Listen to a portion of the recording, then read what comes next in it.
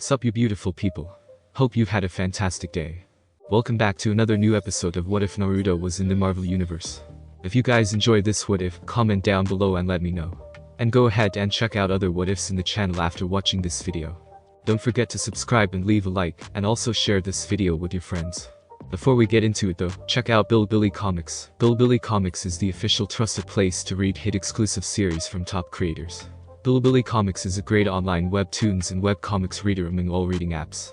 Enjoy the best new comics, manhwa, and exclusive webtoons on Bilibili Comics. Download the app now and jump right into it. The link is in the description. Now let's start this video. Budapest, Hungary. January 28, 2007, 1:45 local. Naruto. Ah. Naruto exclaimed under his mask. You still remember me? That's so sweet. A wide smile could be heard through his voice.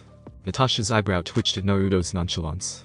As she disregarded the blood and gore around her, you could forgive her imagining for them just coincidentally just meeting in a cafe somewhere.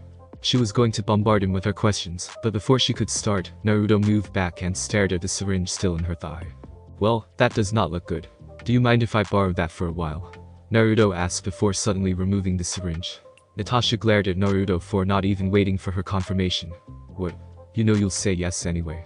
Naruto defended himself before looking at the man behind her. Natasha saw Naruto retrieved a burlap sack with strange symbols on it. Wait there for a second. I need to do some business. He then placed it on her head to cover her vision. It amazingly also blocked sound since it suddenly became dead silent. Get me out of here. Naruto. Get this off me. Natasha shouted. The sack must have only blocked sounds from the outside, since Naruto tapped her shoulder in a way that suggests he would be back. She was fuming at Naruto's audacity to place her in this position. She's the Black Widow for God's sake. Naruto, on the other hand, sauntered towards Bloom, looking at him, observing him like he was his prey, which was not far off. Bloom already pushed aside his dignity, evident in him ignoring his soiled pants, in favor of living, and reporting back to Hydra High Council. This information must be brought back at all costs. He was about to go on his knees and beg, but before he could do all that, he suddenly fell face down on the floor covered in blood. Blinding pain came from his legs. When he looked at it through his cracked glasses, he was mortified at what he saw. Everything below his crotch is gone and cauterized. War does some fuck up things to a person. Naruto said while playing with the syringe. You become desensitized to violence. To death. You start to devalue human life. Naruto squatted down to bring his face closer to Bloom. Ever so slowly, you feel your sanity erode away. That's why I started to do some of these missions myself. To make sure I can vent out some frustration and retain whatever sanity I have left. You know, like what happened here. Naruto could feel the fear rolling off Bloom. Don't get me wrong. I'm not a bad guy. I should know, I met a whole bunch of them. All hell-bent on ruling the world or be immortal or some other shit. Me? I'm just a flawed man trying to the right thing. So here's what I am going to do. Naruto grabbed Bloom's face and brought it closer to him. Bloom's eyes are now starting to the round black eyes of the mask. He showed the syringe to him and said, I am going to make you choose how you die since obviously, I can't let you get out of here. I can tear you to pieces as I did with your bodyguards, which is painful as hell, or I'll inject you with this. That's when Bloom surrendered to his fate. No matter what happens, he'll die covered in blood and shit. He didn't even try to beg anymore and stared at the syringe. The 5cc serum would kill him in approximately a minute with almost no pain, just his heart giving out. Hopefully, the man wouldn't get too much useful stuff out of him at that minute. With his resolve hardened, he looked at the syringe. Naruto understood the gesture and injected the contents at his neck. Bloom immediately felt his heartbeat skyrocket, and his mind became hazy. He prepared himself to the assault of questions he would surely get, but it seems like he's only interested in the answers to two problems. But the questions he heard are the worst ones he could possibly get. What organization do you work for your current task, and who's your highest position mole and shield? Naruto asked with specific wording to prevent Bloom from getting anything past him. Bloom tried to fight the urge to answer until the time he would inevitably die. His consciousness is already slipping. Blood is pulling behind his eyes, making everything blurry. His blood pressure is already in critical levels. Any second now he would be in the sweet release of death, but as his sight begins to darken, he heard himself say, Hydra. Pierce. Bloom croaked out. It looks like the serum kept him alive enough to answer. He died with the regret of him spilling the truth about his organization. Naruto heard clearly what Bloom said, and he mentally noted to himself that he needs to look into the World War II organization more. He stared at Bloom's body as threads burst out of his skin to shred it. The police should be focused on the brutality of the massacre instead of the motive. All the blood and bodies would also hopefully compromise any evidence. The Earth Grudge fear Jongu Naruto has is rather unique. Originally, Takagakure had given him the same Jungu as Kakuzu, but reading through the Uzumaki library had given him an insane idea. Chakra metal is the most versatile substance there is. Conducting chakra through the metal can cause a variety of reactions depending on the type and movement of the chakra, as well as the intent of the user. It can be harder than diamonds in 1 second, then softer than cotton in another. It can be covered in fire and water at the same time. Only the user's skill and creativity is the limit for chakra metal. The idea was, what if the threads of the Jungu is made from chakra metal? He can instantly create flaming swords out of anywhere in his body if he managed to do it. Naruto took samples of the Jungu and studied it with the help of the Biju. They noticed that the threads are somehow made from the cells of the Jubi. Its origin must have come from the Jubi's body parts that Rikido Jiji has cleaved away during their fight, and it has landed near Taki. Months of tests performed by his clones had yielded him nothing until he accidentally infused the strands with the 9 Biju's chakras when he was practicing them. The threads turned into some sort of black blood that immediately switched back to threads when the chakra depleted. With that new clue, he finally discovered how to change the threads into chakra metal. Naruto piled up 1,000 tons of chakra metal from the storage seal left by the Uzumakis and surrounded it with the Jungu threads. He then channeled Biju chakras through the threads toward the metal. Slowly but surely, the liquefied threads assimilated the metal until it was all gone. The individual threads somehow became microscopic in width and metallic gray in color. What he didn't anticipate is all the threads outside his body can't seem to fit all inside him. That's why he decided to place a storage seal on top of his heart, where all the extra threads could be placed when not in use. The improved Jungu further increased his physical attributes, made him invulnerable to almost any attacks that would penetrate his already toughened skin, and allow him to create any weapon he can imagine.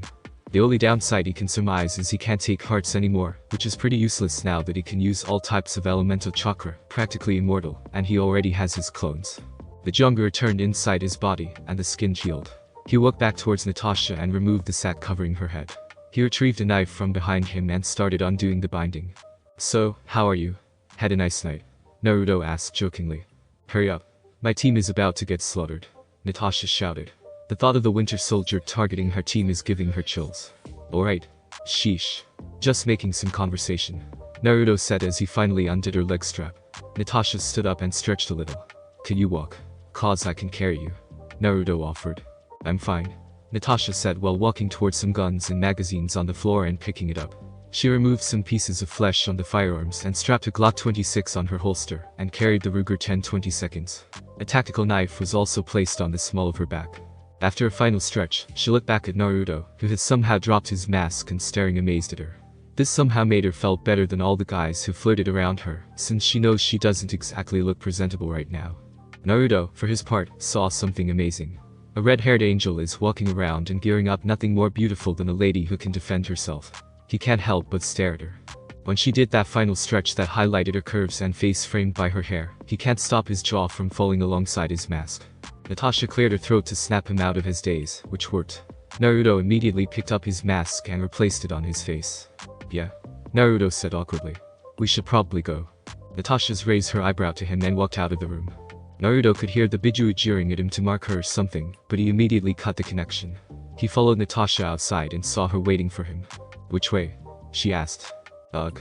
Just hold my hand," Naruto said while holding out his left hand. Natasha just stared at his hand, clearly not believing him his intentions. "For God's sake." Naruto forcefully grabbed her hand, and suddenly, they disappeared. Budapest, Hungary. January 28, 2007, 2 o'clock local. It looks like it's true what they say. In the face of death, time does slow down, and your life flashes before your eyes. Clint has been in many life and death situations, but this is the first time it happened since he became a dad around 7 years ago. Clint saw her wife, Laura, during their wedding, the birth of his daughter, Lila, and son, Cooper. He saw the hardship of his training and the joy of building his homestead.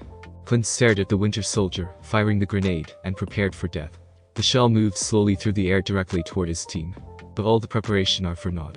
He saw a masked man suddenly appear between them and the grenade. The grenade impacted the man and covered him in flames. That fucking Winter Soldier must have used an incendiary round. Clint fully expected the man to drop almost immediately after the round hit, but to his surprise, he's still standing. The flames suddenly roared high in the sky and then returned, seemingly absorbed by the masked man. "Clint." He heard his name called from behind him. As he turned around, he took a sigh of relief. Natasha was running towards them, although a little paler than usual. "Nat. What happened to you? Do you know who the weird reinforcement is?" Clint asked rapidly, hoping to get some answers, but it wasn't Natasha who answered. "Hey. Who are you calling weird, ungrateful birdbrain?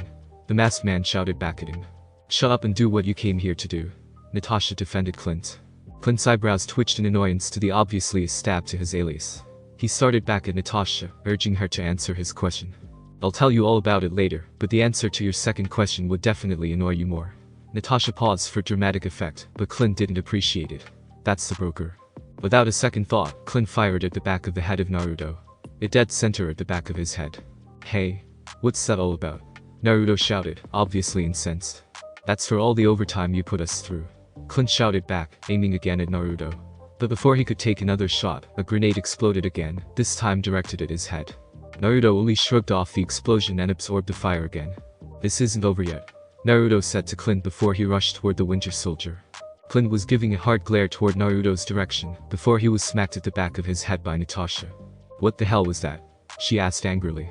Oh, come off it. The moment you saw he could take a grenade, you wanted to shoot him too, Clint said confidently. Whatever, Natasha said while looking away. I'll triage these guys while you give him support. Natasha was already walking to her team members when she looked back with a glare. And don't shoot him again. Naruto rushed the Winter Soldier and aimed a punch directly at his core, but he immediately moved back, pulled a pistol, and fired at Naruto's face, though the fox mask just shrugged the bullets off. Naruto then ran towards him again and launched a right hook, which was promptly blocked by the Winter Soldier's metal arm. This had proven immediately as a bad idea since the arm was shredded upon impact. Everyone, even the Winter Soldier, was shocked by the development. The arm is made of titanium steel alloy reinforced with tungsten. The arm could take a direct missile strike and still be operational. Seeing the predicament they are in, the other hostiles opened fire at Naruto, while the Winter Soldier retreated. The first ever failure of Hydra's super soldier. Naruto just stood there and took all the shots before he rammed himself against the cars, and somehow making it all explode with a ball of fire. He retrieved a knife from his back and rushed all the remaining hostile and slitting their throats. When Naruto looked back towards where the Winter Soldier went, he's already gone. Doesn't matter anyway. I already slapped a Horatian seal on him, Naruto thought to himself. Naruto was going back to heal the other members of Natasha's team, when suddenly multiple light beams from the sky hit him. Looking up, he saw 6 quintets hovering above him. All of which are armed with 20mm Vulcan cannons and 40mm bow for guns. 9 tails. This is S.H.I.E.L.D. Under the authority of the United States of America and the United Nations, you are under arrest. An amplified voice said. I should probably ask for a date, Naruto said to himself before putting his hands behind his head and kneeling. The Raft, Atlantic Ocean. January 28, 2007, 8 o'clock local. The Raft is built in the 1970s as a black site maximum security prison. Initially run solely by the US Marshal Service, it is now jointly operated by the USMs and S.H.I.E.L.D., after it's been upgraded in the 90s to hold prisoners with more superhuman abilities. The raft itself is a semi-submersible, self-propelled, circular rig that is self-sufficient, and only needs resupply twice a year. The raft always stays at least 200 kilometers away from any landmass and shipping lanes, to make sure it can't be accidentally spotted. It also always stays near the eye of the storm, if possible, to make it harder to find. The cells itself are modular and can be customized to counter the ability of its occupants. Any attempts to escape are immediately dealt with lethal force. If all the security measures are bypassed and containing the prisoners in the facility is futile, the raft would lock itself and dive down as deep as it can go, while starting the controlled failure of the nuclear reactor powering the raft. As soon as the raft reached the bottom, the reactor would explode equal to the power of 50 megatons of TNT, effectively vaporizing everything in and around it. And this is where S.H.I.E.L.D. took Naruto. Romanov. Report. Fury said while sitting down on his desk in a room reserved for him in the raft. In front of him are Natasha and Clint standing in attention. Clint had already given his statement right until Naruto surrendered to a squad of Quinjets. I was on top of the railings under the bridge as planned when the other cars arrived. The general dismounted, but the surprise came from the seller side. It's not the same seller in the file. He named himself to me earlier as Octavian Bloom. The general was also surprised by the switch-up. Bloom calmed the general down and said, "Your original contact is a little preoccupied, but we still have your item," Natasha said, recalling the events in Budapest. Bloom walked behind his car after the general seemingly accepted his reasoning. That's when all hell broke loose. Bloom's soldiers are well trained and coordinated. They immediately took out the general and his guards. I guess it happened at the same time as when Barton and the team were ambushed. I was going to fall back when a tranquilizer dart shot me. It's like they know where I would be. She added the last part as a clue for Fury to not place anything in the report, since there's someone leaking information in the agency. When I came to, I'm already strapped to a chair in some kind of bunker with only a reinforced door as an entrance. The tranquilizer must have been timed since a few minutes later, Bloom and 8 guards came into the room interrogating me. For what? Fury asked. The identity of the broker, sir. Natasha said, intentionally leaving out Naruto's name. The ambush on Barton and his team seemed to be a leverage for me to talk. They will let them go if I give information about the broker. They even showed me a feed of the Winter Soldier, heading his way toward Extract Point A. When Clint heard that part, he had mixed feelings about Nat's decision. He understood that her choice is the right one, but it does highlight that one's life is less important in this job than information. When I didn't budge, he stabbed a syringe of some kind of truth serum, but he never got the chance to inject it into me. Natasha paused and took a breath. Screams and gunfire came from the outside. Bloom sent 2 of his guards to check what's happening, but when the screams just keep getting closer, he ordered the remainder of his guards to lock the door and prepare. Cries for help came from the other side, but it suddenly stopped. The blood rolling under the door must have left quite an impression, since they all moved back behind me. Natasha chuckled a little at the last part. I don't know what happened behind me, but I do know the aftermath. The guards have been shredded to pieces.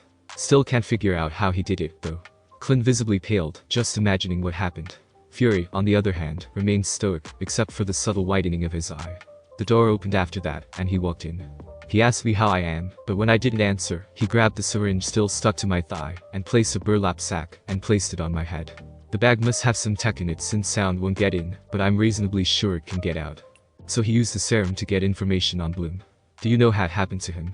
Fury asked, but already fairly sure with the answer. Shredded to pieces just like the others. When we got out of the room, Natasha continued, leaving out some stuff. He grabbed my hand, then we suddenly appeared 50 meters behind Barton. It felt like riding the roller coaster 100 times. She said, turning a little green just thinking about the experience. What's your psych profile on him? Fury asked. He's a dichotomy genius-level intellect hidden by idiocy, maturity and childishness, seriousness and playfulness. He can be any one of this in a drop of a hat. He might also be a great actor, hiding everything he doesn't want someone to see. The only thing I can say for sure is that he would prefer fight over debate. Natasha listed off her hypothesis. If it were me going to interrogate him, I'll treat him as a high-functioning sociopath, she finally suggested. Fury sat there, absorbing his agent's report. That's when Coulson decided to show up carrying a folder. I got the reports here, boss. I hope you didn't eat breakfast yet, Coulson said before handing it over to Fury. I only had donuts, Fury said before opening the file. But it looks like it's too much, he commented when he saw the photo. The hell happened? Is all of this cleaned up? According to the techs on site, the bodies are either shredded or exploded. Craters, bullet shells, and bullet fragments indicate that they fought back their enemy, but it just shrugged it all off, Coulson reported. As for the cleanup, they're still not yet done. Only 40% are finished last I checked. They had to use hazmat suits, since all the guts and blood are considered a biohazard. The local fire trucks are borrowed to speed up the cleaning, he finished. Clint took a peek at the photos and saw pictures that could only be seen in horror and slasher films. Fury decided he had enough. He closed the file and placed it in the desk drawer. Coulson could just report the findings later. How about our guest, is he settled in already? Fury asked, referring to Naruto. He's settled down inside his room, but the guards are losing it, since he's been asking for ramen since he got off the plane, Coulson said with a small smile. Fury looked contemplative for a moment before he stood up and said, You 3 come with me. We're going to ask our guests some questions. Throughout the whole exchange, they never noticed the very slight distortion at the corner of the room. The Raft, Atlantic Ocean. January 28, 2007, 9:30 local. Naruto is sitting at the center of the room, bored out of his mind, waiting for something interesting to happen. The room is called the Omega Cell, the highest level of security cell on the planet. It's a smaller version of the raft attached to the bottom of a cylindrical room. Below the cell itself is open water. Its walls are made of triple-layered cubic boron nitride glass that would allow someone from outside of the cell to see clearly inside of it. Once any of those layers break, the cell would be propelled towards the bottom of the sea, then promptly detonated. The modification was added to this cell when S.H.I.E.L.D. found out Naruto can teleport. By continuously running alternating current through the cell, it would prevent anyone from the inside to undergo quantum entanglement outside of the room. Of course, S.H.I.E.L.D. doesn't know that it wouldn't work for Naruto since he teleports by accessing a pocket dimension. Naruto is currently singing badly out of tune about ramen when the doors for the overhead rafters above the cell opened. When he saw Fury come in, he can't help but ask, Kakashi-sensei, when did you go bald? Phil, Clint, and Natasha all tried to contain their laughter, but a few giggles got through. Fury now understood why Clint shot Naruto when they met. The guy somehow knows how to push someone's buttons. He reeled in his annoyance and projected a professional demeanor. Mr. Ninetales, I assume you know why you're here? Fury asked. You're not going to like my butt again, are you? Naruto said with a little shiver. This finally made everyone laugh hard. Even the room operators couldn't help but snicker. Fury's eyebrow is now twitching uncontrollably. No? Fury answered through gritted teeth. You're here since you may have valuable information that could be of use. Oh, that. Well, I got nothing. Naruto said with a shrug. You don't seem to understand the situation you're in. Fury said while pacing back and forth. You are imprisoned in the most secure cell explicitly designed for you, in the most secure prison in the world that doesn't officially exist. You have no hope of leaving here, ever. The moment you even try to get out of there, it will launch you to the bottom of the sea and nuke the hell out of you. He then started straight in Naruto's eyes. You understand? There were a few minutes of tense silence. The people spectating are expecting Naruto to break any second now. Most prisoners of the raft spilled their guts out just to get a lighter sentence in this place. The thought of living on top of a prime nuke is just too much to handle. But it looks like you see something new every day. Hahaha. Boisterous laughter was heard echoing around the chamber. Naruto is rolling on the floor, laughing. It took a few minutes for Naruto to calm down and stood up. Damn. I haven't had a good laugh like that for quite a while. Naruto said while wiping a tear from the side of his eye. He cleared his throat to snap out everyone out of their daze caused by his reaction. I got 5 reasons why I'm not going to tell you shit. 1. Naruto raised his index finger. You think you're so intimidating with that speech and stare, then I got some bad news for you. You're just as intimidating as a one-eyed chihuahua. 2. Fury is definitely angry at this point. No one calls him a chihuahua. Naruto raised his middle finger next. Do you think I'm afraid of some nuke? I already took worse than a nuke. 3. Everyone was surprised at Naruto's assertion. Who the hell can't survive a nuke? His ring finger came up next. I really have a problem with people in authority. They always think they're so special. All it takes is a simple knife to the throat, and you're in the same ditch as the rest of us. 4. Fury felt a shadow of a knife running across his neck. He can't help but rub it to see if he is already bleeding. Naruto raised his pinky. You really think I submitted to be placed here because of juiced up guns? Bitch, please. And finally, 5. They can't dispute his logic. Naruto would teleport at will. He has also shown the ability to tank incendiary shots. There's no reason for Naruto not to fight his way out if it came down to it. Naruto finally extended his thumb while retrieving a folder behind him. What made you think that I can't get out of here anytime I want? Naruto said the last part with a grin. Fury finally registered that the folder Coulson gave him and left inside his desk is now in Naruto's hands. So, Naruto drawled out. You wanna start talking business? Fury finally understood the futility of trying to control a force of nature. He thought for a while, trying to work around the problem, but nothing came to him. It looks like Naruto holds all the cards, for now. What do you want? Fury pushed out through gritted teeth. Awesome. Naruto shouted before sitting on the bed. You might want to start by turning off full remote recording first. Naruto said while pointing to a camera at the corner. Why? Fury asked, not really wanting to turn off their connections to the outside in case something happens. Have you not been listening to Nat? Think about it.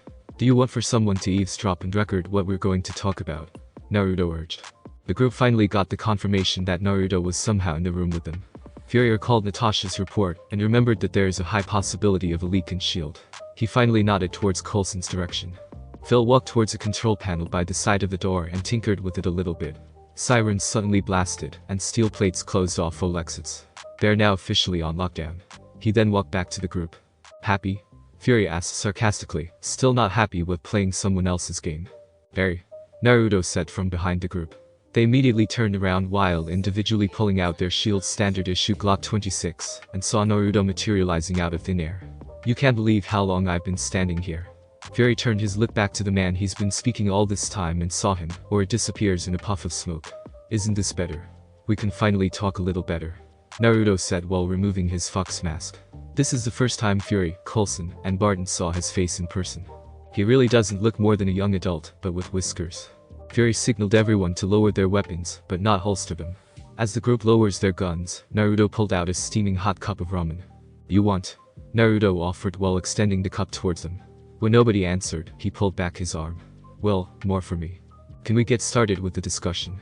Fury urged. All of them are still a bit off due to Naruto's antics. Alright. Here's what's going to happen. I've got 4 pieces of information that you would love to get your hands on. They're going to be paired up since I can't think of 4 things I want right now. I'm then going to ask for payment for each pair. As a sign of good faith, I'll give the info before the item is delivered, but after a verbal promise. How's that sound? Naruto laid out his conditions. If the information he would give is as useful as Naruto make it sound, he would probably pay an arm and a leg for it, but he has no choice in the matter. Deal. State your first request, Fury said. The backdoor access to S.H.I.E.L.D. systems. Fury is ready to object since it could compromise their whole operation, but Naruto cut him off. But with their confirmation and monitoring every time. The last part is somewhat of a boon for Fury. He can finally have some way to keep track of Naruto's activities, if he can look into what he is looking into. Fury nodded in confirmation to Naruto's first bargain. Okay. This first pair is about what ingot from that Bloom guy. Your payment would more than worth it for this, Naruto said, building up their expectations. Hydra is still alive, and their highest mole in S.H.I.E.L.D. is a guy named Pierce. Everyone was stunned at what Naruto asserted. Hydra was always believed to be destroyed after the Red Skull's death, and follow-up operations conducted by the Allies. The thought of Hydra still operating and has enough clout to pull off an operation like in Budapest is just mind-boggling. The idea that Alexander Pierce, the head of the World Security Council and Secretary of Defense, is more terrifying than mind-boggling. Pierce has access to 95% of what Fury does, many of which are highly sensitive. His position would undoubtedly allow him to know the specifics of the operation Barton and Romanov would do in Budapest. The only reason he doesn't know about Naruto is that they kept it close to the vest. Ready for the next one? Naruto said with a smile while sitting on a chair that came from God knows where. You, in particular, would love what I'm going to say next. He finished while pointing at Coulson. What do you want this time? Fury asked while setting aside the previous revelations and working out what Naruto might say next. From what he knows about Coulson, he only really loves three things. His spy tech collection, S.H.I.E.L.D., and Captain America. All three of those things can have some earth-shattering information. Fury was fully expecting Naruto to ask for S.H.I.E.L.D. official badge or clearance, so he can move around more freely. It would also mesh well with the backdoor Naruto was asking for, but nobody expected what he said next. I want a date with Nat. They should be used to the surprises by now, since they've been receiving it left and right since the whole thing started, but Naruto truly has the skill to hit them blindsided. What? Natasha quietly asked after she regained some of her composure. Naruto still had the innocence to act somewhat shy. He scratched the back of his head and said, "You're beautiful, independent, and dangerous. He'd not want to date you." Phil looked at Natasha and said, "Your choice." But you can still see a bit of pleading in his eyes to say yes. Clint, on the other hand, is trying his best to reel in his protective side and prevent Natasha from going to a date with a high-functioning sociopath. Natasha saw no reason to deny Naruto. She was somewhat attracted to him the moment they met. It's been too long since she had a date for herself, not because of submission. At least if she says yes now, they can get something out of it even the date doesn't work out. It's been too long since she had a date for herself, not because of submission. Sure of her answer, she nodded her head. Yada. Naruto cheered, not seeing the weird look he is getting from the other guys. Natasha, on the other hand, is flattered by Naruto's genuine excitement. Okay. For the final surprise. I can't tell you how I found out, but all I can say is that it's true. Naruto warned. Steve Rogers and Bucky Barnes are still alive. When Naruto started traveling the world, he found out many fascinating people in this world. To learn more, he used a modification of Ito Tensei to call down souls and have a conversation with them. It's generally a mixed bag. Some are full-on lunatics, others are as good as a saint. One of the people that he tried to call over was Steve Rogers or Captain America, but to his surprise, no soul was called. He tried again with the whole roster of Howling Commandos, and managed to call everyone except for James Buchanan Barnes. There are two reasons he would not be able to call someone: either the Shinigami ate their soul, or they are still alive. And since the Shinigami is not fully present in this universe, the only explanation left is that they are still alive. Coulson is practically catatonic. Everyone else is not much better. The Captain's legacy is what S.H.I.E.L.D. is built on. Everything he stood for is why Howard Stark and Peggy Carter made S.H.I.E.L.D. Seeing that the S.H.I.E.L.D. agents are in a daze, Naruto wrote a note and placed it in Natasha's hand before he shined away. It took the group 3 minutes to fully recover their mental faculties. Fury was the first to recover at only 30 seconds. He tried to shake Coulson out of his stupor when he still had a far-off look in his eyes after 2 minutes. "We have a lot to do," is the only thing Fury said before terminating the lockdown. They were walking out of the room when Natasha felt a piece of paper in her hands. She unrolled it and giggled at what she read. "Wear casual and comfortable clothes. I'll pick you up at 8 a.m. Take a leave. The Raft, Atlantic Ocean. January 28, 2007, 11 o'clock local." Damn. Clint exclaimed when they got inside Fury's office. That one word can't summarize everything they have just experienced. Coulson is still out there, a little shell-shocked from the revelations, explaining to the administration of the prison that the lockdown was necessary, since Fury noticed that the one inside the cell is just a fake. Of course, everything he's saying is a bunch of bullshit since they don't know who else might be spying on them. Fury is walking around the room with his checking every corner for anything out of place. Naruto's gimmick with the folder and revelations further increased Fury's already sky-high paranoia. Natasha, on the other hand, is sitting at the corner with a contemplative look on her face, while fingering the piece of paper in her hands. Clint only noticed the paper when they got out of the room. He surmised that it must have come from Naruto. Clint is still a little irked that Naruto, the invulnerable super soldier, got a date with Natasha. It's just trouble waiting to happen. But on the opposite side of the spectrum, he's glad that she finally did something normal that she can enjoy. Clint was thinking about the possibility of Nat finally finding someone to settle down with when he heard the door open. He looked back behind him and saw Coulson walking in. Fury sat back down when he is finally sure enough that there's no one else in the room or someone listening in. This signaled everyone to stand in attention in front of Fury. Did they buy it? Fury asked Coulson. Yup. They're just really pissed off about it. Phil answered with a shrug. Good. Fury said with a nod. This goes without saying. No one would discuss anything about what happened here unless I explicitly and personally give the go-ahead. Is that clear? They all nodded in confirmation. The aftermath that would happen if any of the information said today gets out haphazardly would be catastrophic. Who knows how many Hydra agents are still around, or worse yet, in S.H.I.E.L.D. They need to plan every step of the way by themselves with minimal involvement outside of their group. Maria Hill would also need to be informed about this development, since she's Fury's closest right-hand woman. The logistics of setting everything up would be a nightmare without her. Boss, I would like to follow up on some leads he gave us, Coulson requested. Which one? Cause there's a whole bunch of shit we would need to go through, Fury inquired. The one about Rogers and Barnes. Why? Fury urged Coulson to explain his reasoning. The crisis looming over our heads would not only affect S.H.I.E.L.D., sir. It would disrupt some fundamental beliefs held by everyone.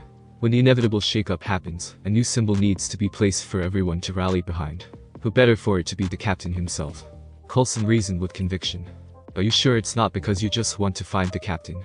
Fury asked slightly in jest. That's just a bonus, sir. Coulson defended himself with a smile. Okay. You have clearance. I want you to compile everything about Rogers and Barnes in a remote network. Make sure it can't be hacked or copied. When you have everything, we'll talk about a search party. Fury laid out the plan he wanted Coulson to follow. Security and anonymity is their friend as long as they haven't flushed out the rats in the division. How long have you been preparing for that speech of yours? Half an hour. Phil answered with a shrug. Now that's out of the way. It's time to talk about the next pressing issue. Fury said before facing Natasha. Romanoff's date with a teleporting super soldier with sociopathic tendencies. Clint perked up, hearing the next topic of conversation, while Coulson was pulled out of his thought about how to approach the problem with the captain. Natasha saw the reaction of her co-workers, and immediately knew she would loathe the next few minutes. We need to prepare a strike team and an air support package, Clint said seriously. We should probably also place a quick response team and 2 surveillance teams to follow, Coulson added. Phil believes that Natasha could take care of herself in most situations.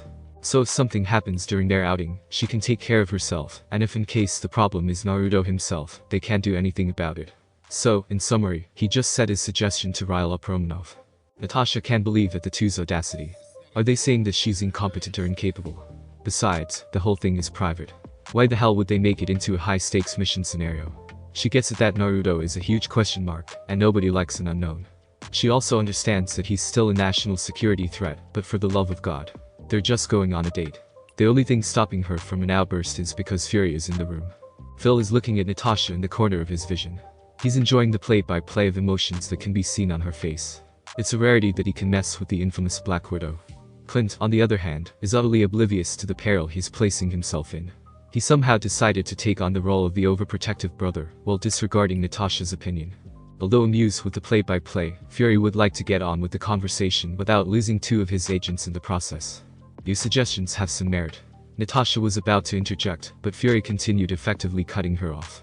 Romanoff can take care of herself, and in case something goes wrong that is out of her league, she would take with her an emergency band and her phone.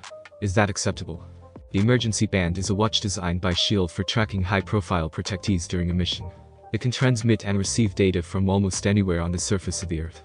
The location and vitals are continuously sent to command, while messages and orders can be sent back and read through the watch face. The user can also send a distress call that would immediately alert that something went wrong. Everyone naturally agreed to Fury's decision. Although Natasha is still miffed about her being tracked, it would be a lot better than being listened to. What Fury didn't say to Romanoff is that the band she is going to wear would have the capabilities to listen in, and has a live video feed. Coulson, prepare the jet. The earlier we get back, the better, Fury ordered before walking out of the room. Coulson followed and walked out of the room to execute Fury's orders. It can take them from 1 hour to 7 hours to get back to Washington, depending on where the raft is currently. Barton walked over to a locker at the corner of the room to retrieve his bow and quiver, since the RAF policies state that only handguns are allowed for anyone who is not a member of the RAF security team. Fuck. I'm going to kill him. Barton suddenly shouted. Natasha already knew through experience what might have happened, and she was not disappointed when she saw what's inside. Instead of Clint's black carbon nanotube composite bow and high-tech quiver, it was replaced by a set of colorful toy bow and suction-tipped arrows. The message is taped at the back wall of the locker. Told you we aren't done yet. P.S. You'll get it back after the date. Stark Mansion, Los Angeles, California. January 28, 2007, 8 o'clock local. Tony, Happy, and Rhodey was roped in another one of Pepper's crazy house rules. If you're not a guest and present inside the house early in the morning, you would have to help out in making breakfast. And not just simple toast, it has to be an English breakfast, because breakfast is the most important meal of the day. On top of all that, Pepper is such a control freak. She just hides it well. That's why Happy and Rhodey rarely came to the Stark household so early in the morning. They were present that morning was because Tony texted them that he needed help. The son of a bitch just wanted someone to suffer with him. Tony was assigned to cooking the beans, Happy is frying the meat and eggs, Rhodey is squeezing some oranges, and finally, Pepper is preparing the salad. They were all doing the jobs when Jarvis's voice was heard from the speaker. Sir? Miss Morgan is finally awake. She looks like she requires diaper change. Jarvis informed them. Tony and Pepper stared at each other. They were silently debating who's going to change Morgan's diaper. Rhodey and Happy are still amused by how great the two of them together. After a few more seconds, Pepper finally stood up. It looks like she lost the debate. She washed her hands before starting to walk out of the room, but before she could leave the kitchen, Jarvis's voice was heard again. Miss Potts. It looks like Miss Morgan is already being tended to. Oh? Thank you, Jarvis. Pepper replied before walking back to finish the salad preparation. It's still a little weird for her to talk with someone who only exists as ones and zeros, but she's slowly coming around on that idea. She just sat back down and prepared the salad when she realized something. There were supposed to be only 4 people inside the house, excluding Morgan. If all of them are now preparing breakfast, who the hell is with Morgan? At the same time, the others with her also realized the situation. They all stood up simultaneously and ran up the stairs, while making sure they individually brought some kind of weapon. Tony brought a spatula, Happy dumped the food here cooking on a plate and carried the pan, and Pepper brought a wooden spoon. Only Rhodey brought a real weapon, which is his service firearm. As they were reaching the door, Rhodey and Happy pulled Tony and Pepper to the back. It's better if someone with experience handles the first encounter. Happy signaled that he would open the door, while Rhodey would storm inside Morgan's room. Tony is holding Pepper back, who's on the verge of a panic attack. Rhodey raised 3 fingers and counted down. As soon as it reached 0, Happy quickly opened the door while Rhodey rushed in. Turn around with your hands up. Rhodey shouted while pointing the gun at the man standing with his back facing them. Morgan's cry suddenly reverberated inside the darkened room. Tony and Pepper took a peek inside the room, trying to see if their baby girl is okay. The tension was rising at an exponential rate until it abruptly crashed back down. Great. You just made her cry. Happy now a voice can be heard even for the people outside the room. Happy decided to end the mystery and open the light. What they saw relieved and annoyed Pepper at the same time. Naruto is carrying Morgan while feeding her. Rhodey, on the other hand, is still tense since he hasn't met Naruto personally yet. Only snippets from conversations. Tony, visibly more relaxed, strolled in between Rhodey and Naruto. Rhodey, Naruto. Naruto, Rhodey. Tony introduced them. Now, put the gun down before you accidentally shoot someone. Tony then gave Naruto a hard stare. When did you get back? 30 minutes ago. Why? Naruto asked. Before Tony could answer, Pepper interjected in the conversation. The intensity of her glare was enough to scare Naruto and making him step back. Why didn't you say you're already here, and how did you get in? You almost gave me a heart attack. Pepper shouted straight to Naruto's face. The loud sound made Morgan cry again. Naruto involuntarily gulped in fear. He started to sway a little to calm down Morgan, who's been fuzzing around. I thought you already know since Jarvis is installed into your security system. As for the entrance, I use the window. Some guys are keeping an eye on your house, and I don't want to cause some problems. Naruto defended himself, lacking his usual energetic personality. What guys? Paparazzi? Happy asked. As the head of security, he should deal with some possibly unsavory entities looking into the family's personal life. I don't know, but it doesn't look like it. They wore suits and have guns. If you think about it, they might be some government spooks. They've been there even before I arrived, Naruto said with a shrug. Happy's internal alarms started ringing. Who the hell gave anyone the authority to survey the Starks? Excuse me. I got to look into it, Happy said before walking out of the room. Presumably, to call some of his contacts. When Pepper calmed down considerably, she finally pulled Naruto out of the room while still carrying Morgan. Tony and Rhodey just followed behind them. Naruto can't even resist since he might jostle Morgan. When they got to the entrance of the kitchen, Pepper took Morgan and pushed Naruto into the kitchen. "You're going to finish preparing everyone's breakfast. You got 20 mins," Pepper said in an authoritative tone. "And no ramen," she added before walking away. Thanks for listening. I do hope you enjoyed. If you want the next part of this video, like, subscribe and comment down below, and turn on the bell notification. And also check out other videos that I have created and enjoy. See you in the next video. Peace.